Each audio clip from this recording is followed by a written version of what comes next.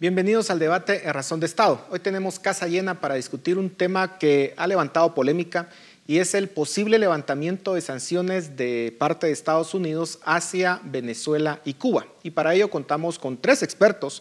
En primer lugar, Emanuel Rincón, quien es editor general de El American, un periódico digital muy importante que tiene cobertura de toda América Latina.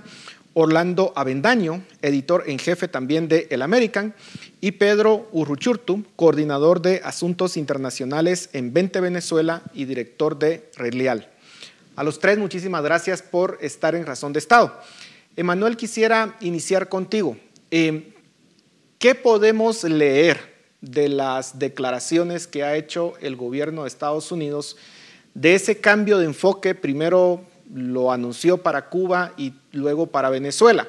La versión oficial es de que en el caso de Cuba se está dando un cambio en la política por razones humanitarias, y en el caso de Venezuela la versión oficial es de que se está haciendo como una forma de facilitar el reinicio de las negociaciones entre la oposición y el régimen que se suspendieron el pasado mes de octubre. Pero ¿son esas las verdaderas razones y cómo lo podemos entender? Mira, para las personas que, digamos, hemos hecho un seguimiento continuo a lo que ha venido sucediendo en Estados Unidos diplomáticamente y en política internacional desde hace aproximadamente unos 20 años, pues era bastante claro que si ganaban los demócratas, pues iban a intentar nuevamente amenizar con el régimen castrista, con el régimen venezolano. Pasa que ellos, pues evidentemente tienen, digamos, ciertas afinidades ideológicas, pues comparten un espectro de la izquierda. Y, por ejemplo, Obama durante su gobierno hizo muchas concesiones al régimen cubano, y era evidente que, pues, tras los años, vamos a decirlo de cierta forma, duros de Trump, en el que impuso bastantes limitaciones y restricciones, tanto a Cuba como a Venezuela, iba a venir un ablandamiento de parte de la administración Biden. Sí, ellos siempre van a decir que van a aludir a causas humanitarias o te van a decir que es para alcanzar acuerdos políticos, pero pues como la historia nos ha enseñado, evidentemente, este tipo de regímenes no sale con buenos tratos o con concesiones. Entonces, es básicamente más que todo un oxigenamiento para que puedan seguir aplicando, digamos, sus medidas represivas en los países y de cierta forma disfrazar lo que está sucediendo en Venezuela y también en Cuba. Orlando, ¿realmente podemos decir que los demócratas en Estados Unidos tienen cierta afinidad hacia los movimientos de izquierda en Estados Unidos, sobre todo porque la historia política de Estados Unidos pues parecía que existía un consenso entre demócratas y republicanos de lucha en contra de los regímenes comunistas? Y esa fue básicamente la Guerra Fría.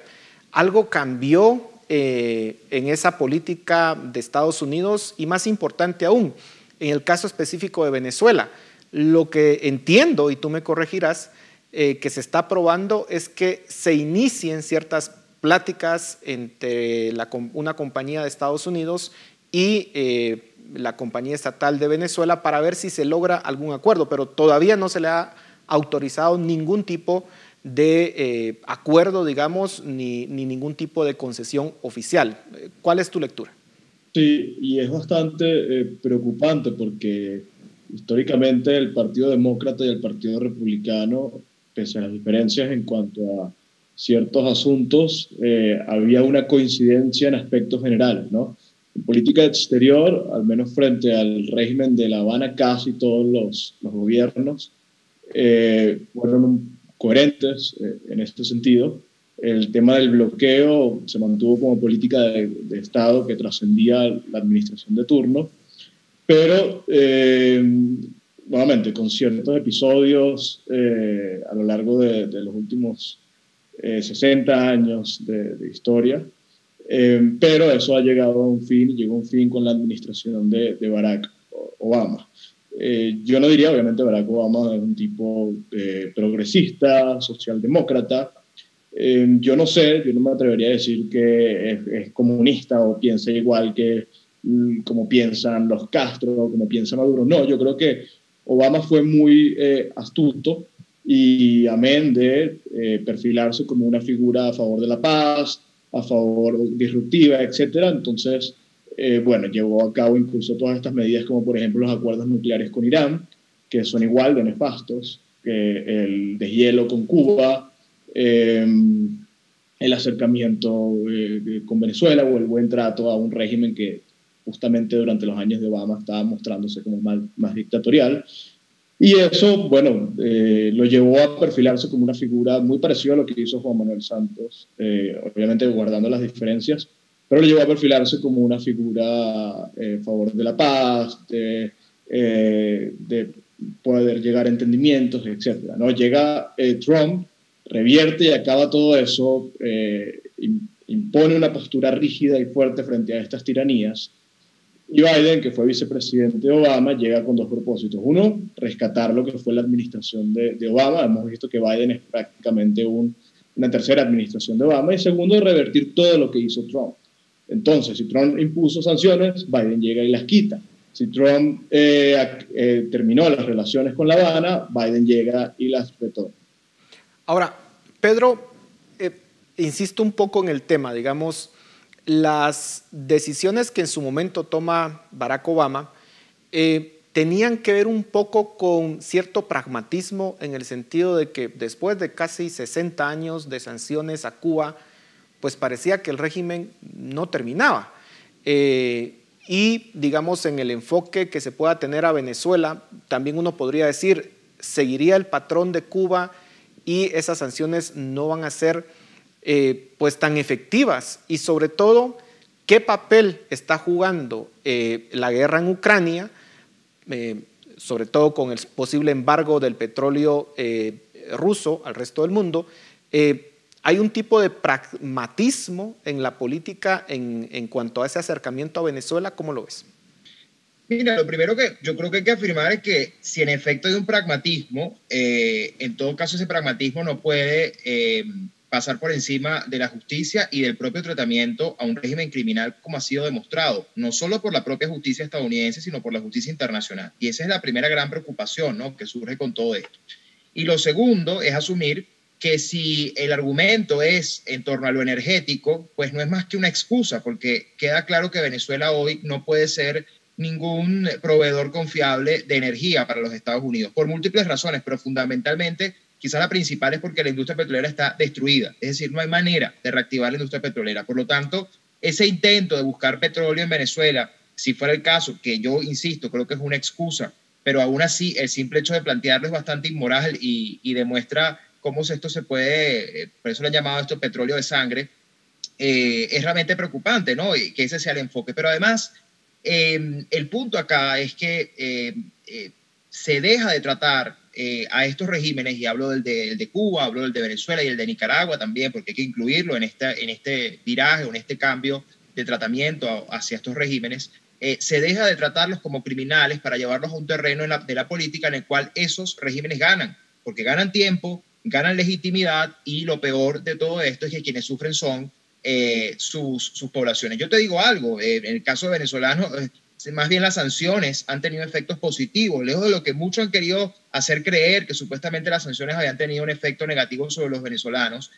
Hoy en Venezuela se puede decir que hay alimentos, se puede decir que hay medicamentos, porque se tuvo que abrir en buena parte necesariamente el ingreso de estos productos al país, y eso fue fundamentalmente debido a las sanciones internacionales. De modo que no es desmontando la presión sobre estos regímenes que estos regímenes van a ceder, sobre todo, y con esto cierro esta respuesta, cuando la lógica que se está utilizando frente a ellos es una lógica de que es mejor contenerlos, es decir, es mejor disminuir la presión a su alrededor, intentar estabilizarlos internamente y que busquen soluciones políticas para llegar a una solución o un acuerdo entre las partes involucradas, para evitar problemas como, por ejemplo, la migración que esos regímenes crean o las crisis políticas, económicas y sociales que crean. Al final, lo que esto termina exacerbando es ambas cosas. Las crisis no se detienen y estos regímenes ganan tiempo y legitimidad. Emmanuel, en esa misma línea, fuimos, mejor dicho, testigos del ascenso de China, y vemos que China está teniendo una enorme influencia en América Latina, y por supuesto Rusia también ha tratado de tener influencia en América Latina. Algunos creen que el hecho de que Estados Unidos imponga sanciones a ciertos países, eso al final lo que abre es el espacio para que China y sus aliados pues puedan tomar control o puedan tener más influencia en esos países. Vemos, por ejemplo, en América Latina como en El Salvador, el presidente Bukele pues ha tenido más acercamientos con China, lo mismo ha sucedido en Nicaragua. Entonces, ¿las sanciones son el camino o es que el actuar de China, de Rusia y de sus aliados tendría que hacer replantear el enfoque que Estados Unidos ha tenido hasta el momento? Lo que pasa es que allí entraríamos, digamos, en una dinámica más difícil de determinar, pero que también tiene que ver mucho con las políticas locales de los países. ¿Qué pasa? Que lamentablemente en la mayoría de países de América Latina actualmente hay gobiernos de izquierda de rasgo autoritario. Entonces, pues, Estados Unidos no puede, de cierta forma, legitimar todos los regímenes autoritarios de izquierda que hay en la región para poder comerciar con ellos o para poder tener algún tipo de intercambio diplomático comercial. Es decir, habría que buscar algunas otras vías para tratar de procurar cambios hacia sistemas más libres y más democráticos. Entonces, ¿qué pasa? Evidentemente, esos países van a tener acercamientos con China porque la política internacional de China es completamente distinta a la de Estados Unidos. A China sencillamente le interesa tener países que estén aliados con ellos comercialmente. De ninguna forma ideológicamente no les interesa si en esos países hay torturados, asesinatos extrajudiciales, hay torturas, hay cualquier tipo de cosas. Es decir, el único interés de China es que sencillamente ellos estén alineados con ellos y en los organismos internacionales, y todas las votaciones que haya que hacer a nivel diplomático, sencillamente los apoyen. Pero Estados Unidos, que ha tenido un largo historial, es la democracia más longeva del mundo y un país que siempre ha apoyado, digamos, los sistemas libres, el capitalismo, etcétera, no puede sencillamente torcer sus principios para tratar de moldarse a las nuevas dinámicas políticas que hay en América Latina. Evidentemente, pues digamos, las relaciones con cada país en concreto tienen que analizarse de forma específica para saber cuáles van a ser las armas a tomar, pero yo considero que sería un error que Estados Unidos considere que hay que arrodillarse ante los tiranos para poder tener de cierta forma relaciones diplomáticas o comerciales con ellos. Orlando, vemos que Estados Unidos quiere organizar esta cumbre de las Américas en el mes de junio. Sin embargo, ya vemos que el presidente mexicano dijo que no asistiría, pues si no están presentes sus tres amigos, Cuba, Nicaragua y Venezuela.